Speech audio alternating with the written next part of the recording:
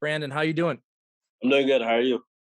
Good. I talked to you back in December, and you've been quite successful and busy, especially during last year. This next fight, you're fighting at AT&T Stadium for the first time. Have you ever been there before? No, I've never been there. I think I've flown over it. I've flown over it a few Mhm. times. That's about it.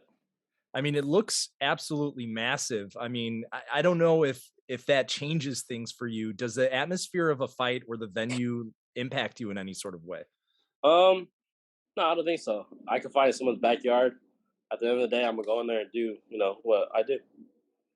The stage, the fact that this is such a big event and there's so much going around it, is there some added excitement considering the build that you're on? Um, for this fight, I'm just looking at this as another opportunity to go out there and showcase my skills. To show the Showtime people, the boxing world, what Brandon Lee could do. It doesn't matter who's in front of me. Um, I'm just gonna go out there and give a great show. I know the last time you were at 14 fight knockout streak, now you're at 15. Do you pay attention to that number whatsoever? No, not at all. If a knockout comes, it comes. I'm going there to win. I'm not going there to well, if the knockout comes, it comes. Well, it's certainly fun to watch. When when we were talking and you finally sit down and you see the Heraldez fight for the first time, what Yep. was your reaction to it? Terrible. I probably give myself a C plus for the whole fight. My dad probably would have gave me like a D maybe. But the little mistakes we made, we corrected them in the gym, and you guys will see April 16th. From your perspective, I mean, obviously the end result was successful. What did you see that kind of maybe irked you in that fight from your perspective? I feel like I was too anxious. I was a little too bouncy. I should, sat down a little bit more. My demeanor should have been more calm. I was falling in. So, these little mistakes that are petty, that sound petty, it could actually be a big problem, when I face like a top 10 guy. Every time I talk to you, I know this is the third time I think that we've spoken. It seems like you've always been very disciplined when it comes to your training habits, your training camps. Has anything changed or been different this time around than previous training camps? No, not at all. Let me see. No, not at all. I'm a very simple person. If it's not broken, why fix it? And has it been this way throughout like your professional career that it's just like you found a system that works and it's just the discipline and maybe even the regiment of having things a certain way is part of the reason why you're having such success. I think so. Discipline is a huge factor in being a great fighter. Adrian Broner had a lot of talent. He could have easily, been the next big superstar, but unfortunately, he didn't have the discipline and the motivation to stay in the gym. Looking at the fight game and some of the other fighters, I mean, you just referenced Adrian Broner. Would you say that you're also a fan of the sport and you keep, tabs on what other people are doing and you kind of learn from what they're doing as well? Um, I am definitely a fan of the sport. When I'm watching boxing, most of the time I'm just watching it as a fan. I'm not watching it as a boxer.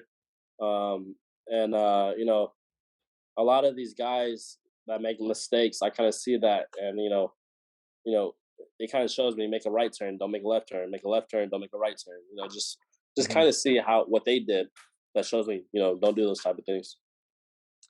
How hard is that? I mean, I know that from a lot of people's perspectives, you start getting popularity, you're winning in fantastic ways, the hype builds, people start talking.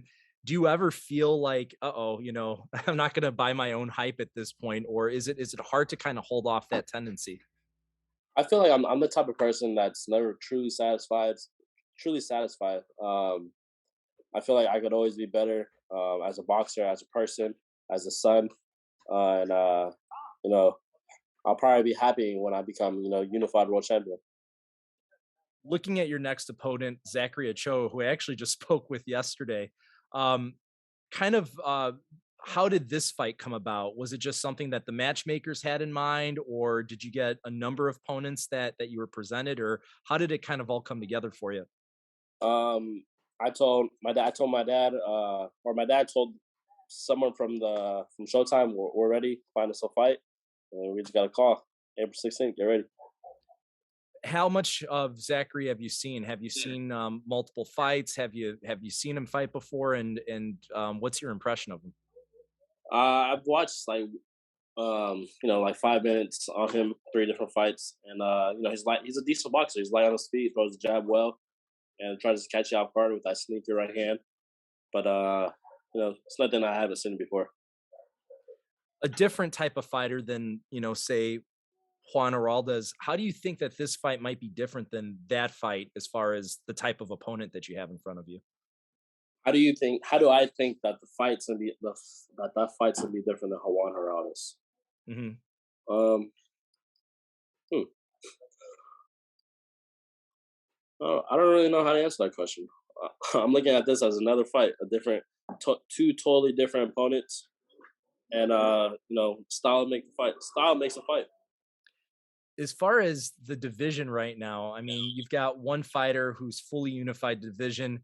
He's talked about, and he didn't look great in his last fight, Josh Taylor, Yeah. about the possibility of moving up. And it seems like either the next fight's going to be his last one in the division, or he may just jump up.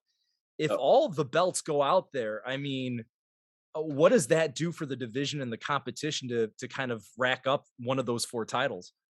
I think it gives me an opportunity to go out there and get my hands on one of those world titles. I've been saying it that I want a top 15 guy soon, and then eventually I want a top 10 guy, and eventually I want a world title. Are you feeling at this point that you're being avoided, or that fighters aren't seeing the upside in fighting you at this point? They're probably not seeing the upside, and Mhm, they're probably looking at it as there's more risk than there is reward. mhm. At this point, obviously, you've done a bunch of great things in the ring. In your mind, do you feel like you're one of, if not the most exciting fighter to watch right now in boxing? Um,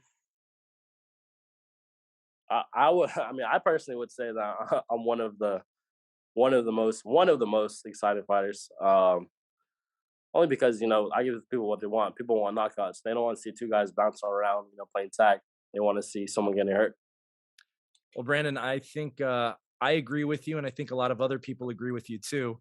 Um, Thank you for taking the time as always. It's always great watching you fight. You do always put on an entertaining show, and best of luck come April 16th. Thanks, Jamie. I appreciate it. Thank you.